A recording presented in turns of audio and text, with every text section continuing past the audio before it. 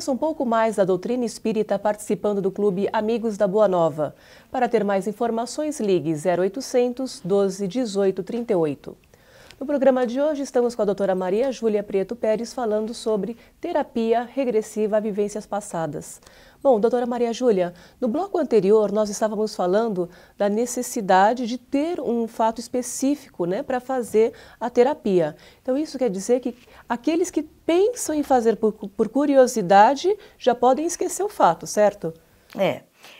Outra coisa importante, eu me esqueci de dizer que essa terapia não é uma terapia espírita.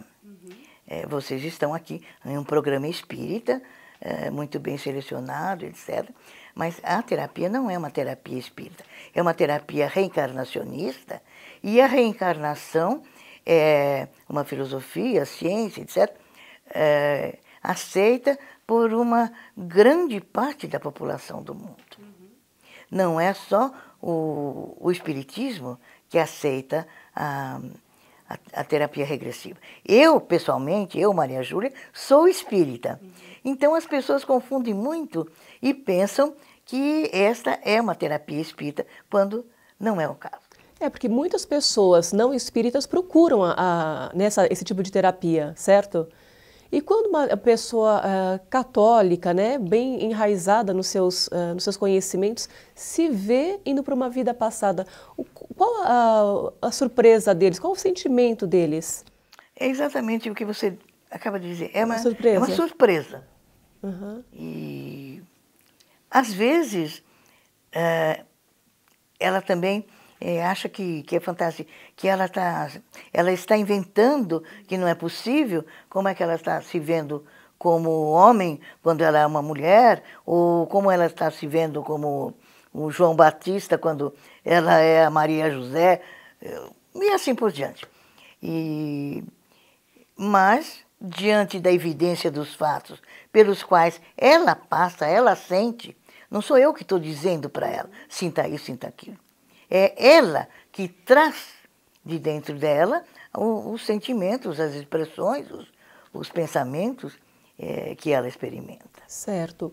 Na sua vivência, né, em trabalhando já há vários anos com esse tipo de terapia, já teve algum caso onde uma pessoa se reconheceu no passado, foi buscar fatos sobre o lugar e datas para checar a veracidade disso ou não?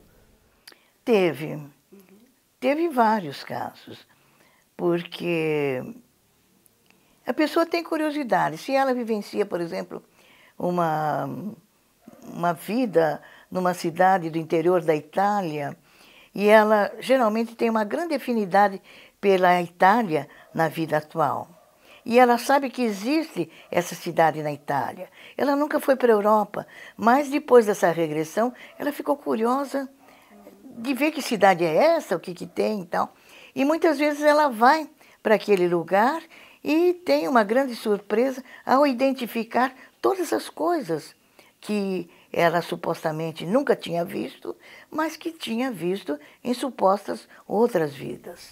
Certo. E é muito interessante, então, a surpresa que ela tem, e é só então que ela passa a aceitar mesmo aquilo como um fato verídico, verdadeiro para ela mesma. Certo, não é esse o foco, né, da terapia, se reconhecer, mas se por acaso a pessoa tem essa possibilidade, ela vai verificar.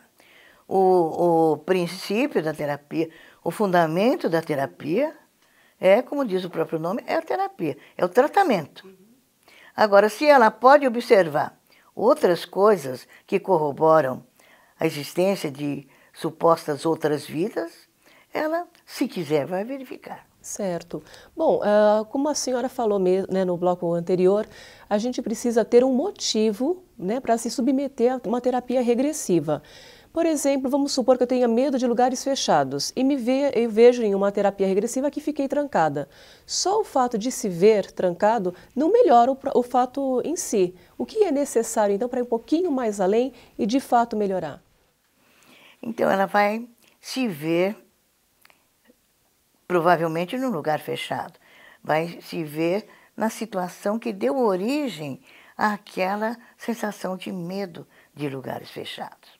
Então ela vai vivenciar aquilo, gritando, chorando, demonstrando o seu medo, o seu pavor de estar em lugares fechados. Então, depois de uma vivência assim, bem motivada, bem evidente, nós perguntamos se ela quer mudar aquele estado de coisa, aquele medo que ela tem de lugares fechados.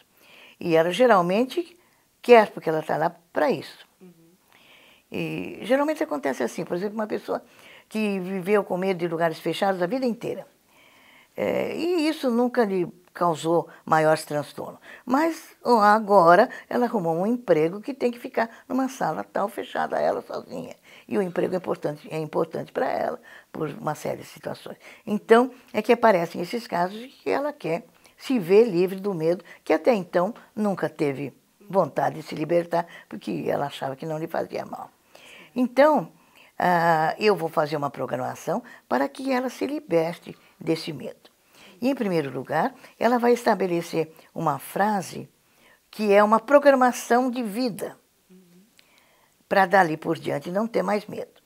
Então, por exemplo, e aí tem uma série de situações que a gente deve obedecer na construção desse programa que ela vai ter. Por exemplo, se ela disser, eu não vou mais ter medo de lugares fechados, já não está certo, porque ela está reforçando o medo e reforçando lugares fechados. Uma reprogramação que ela pode precisa. Dizer, não vou mais. Certo. Se ela disser, eu vou enfrentar todos os lugares daqui para frente, também tem um perigozinho, que ela vá para o mato aí durante a noite, sei lá com o quê, e sujeita a bandidos ou ao que for. Então, nós terapêuticas precisamos ver bem o que ela vai elaborar e como vai elaborar, porque é em cima disso que ela vai trabalhar para a sua reformulação pessoal. Certo. Bom, nós agora vamos fazer uma breve pausa e voltamos já já.